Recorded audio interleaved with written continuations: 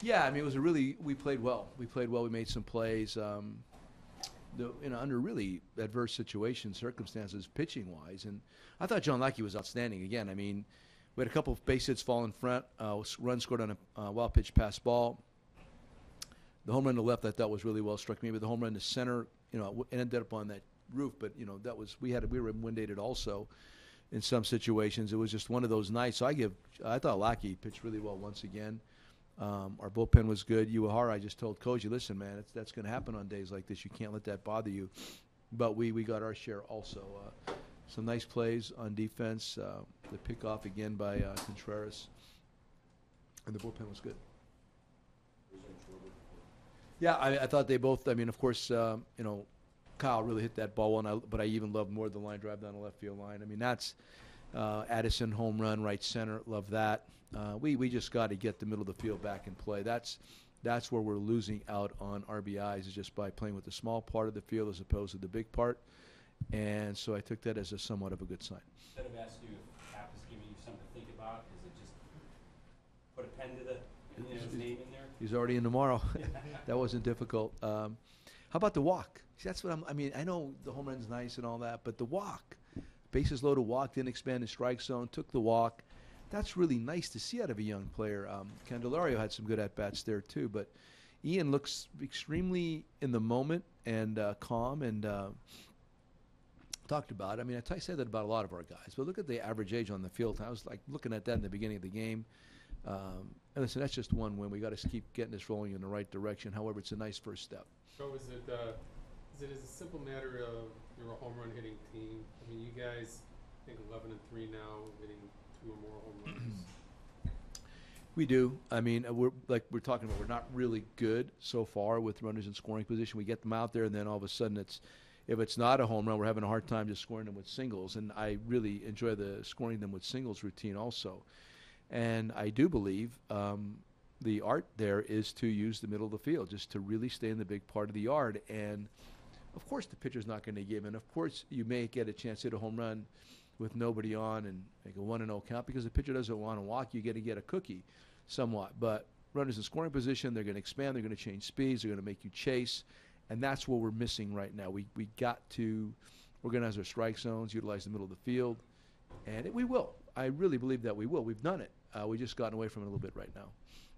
From victory number 1 to 1,000, what do you think has been most consistent throughout your managing tenure? Well, it started out, with an expansion team basically with the Devil Rays, and it was tough in the beginning, man, because it was the biggest deficiency on those first 2 teams was a bullpen. I thought. Even with we could score runs there.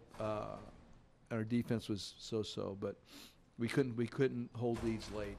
I thought the ascension occurred when the bullpen, the latter part of the game got better, and that part of that was the defense. I guess what I'm saying is the players kept getting better.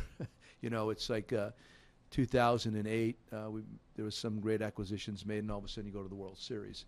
The consistent part, I think, is simplicity. I think is a big part of it. I think the simplicity in general, but also like an overall, again, a simple game plan. We're not very confusing. It wasn't confusing back then, meaning players didn't go out there with a lot of thoughts in their head. We did utilize new wave information, and we still do. At that time, I think I was part of the group that was at the forefront of that, which really helped get that group good quicker than a lot had expected. So I've been part of like a lot of adjustments, new concepts, new items coming into the game. From the time I started in mid-90s using a computer that I said several times was a laptop that weighed at least 25 pounds, and I used to get made fun of. But it started with that thought, and then all the breaking down of stats in my really rudimentary way to eventually to the point where everything's done for you. And so you've seen this transformation go from pretty much, in a sense, the dark ages to where we're at now. And then I'm looking forward to the next step back to the dark ages.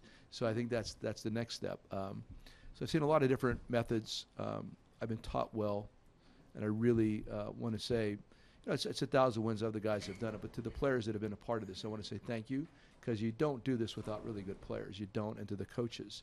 Got a great staff here once again, and just for the opportunity. It's all about opportunity also. There's a lot of players out there with opportunity. Will show you that they're really good major league players. I got a chance to manage late, primarily because I never played in the big leagues. I think that was the biggest drawback. Having never played one at bat, I thought 10 years as a major league coach at some point had to equal one at bat in the big leagues. And that was my personal equation, that I thought eventually if I spent 10 years as a coach, somebody may give me the opportunity. You were asked initially about the 1,000th win, and you talked about the team right away. Yeah. Is that humility is what you espouse to? I didn't even realize I did that. So listen. I was, again, I don't want to get boring, but I was raised well. I was. Whether it's parents, I was thinking about my coaches, Richie and Jack Sywall, my midget football coaches, Ernie Valent, Little League Baseball, Paulie Bonomo, summer ball, Coach Morgan, Coach Saminsky, maybe the toughest guy I played for football. And then I went into collegiately with Coach Root, Coach Schnall, and then, of course, Norm Gigon, who was a Cub. Gigon was my coach at Lafayette. This guy taught me more about baseball than I ever knew 17, 18 years prior to that, in 1 year that I was with him. So it's just been a matter of I've had good folks, and I think part of it is the willingness to take a chance, to not really get stuck in traditional methods, to be willing to try something new. Fortune does favor the bold. I absolutely believe that. I'm more convinced of that than ever. Tell me what you think, not what you've heard. Those are the kind of concepts I believe in. That's why I don't get really bogged down with a lot of stuff that may be said, because I know what we do and why I do it and how I do it is based on several years of doing it and experience-wise. So I prefer, tell me what you think, not what you've heard. I think regurgitation is a big part of our society, and I prefer the free thinkers, actually. Last point regarding the 1,000. Thank you for asking. The Respect 90 Foundation is going to donate 1,000 meals in Chicago and 1,000 meals in Tampa Bay, indicative of this particular event. I don't have the greater details of that yet, but typically part of the Respect 90, what we've done in the past is our Thanksgiving is feeding the homeless.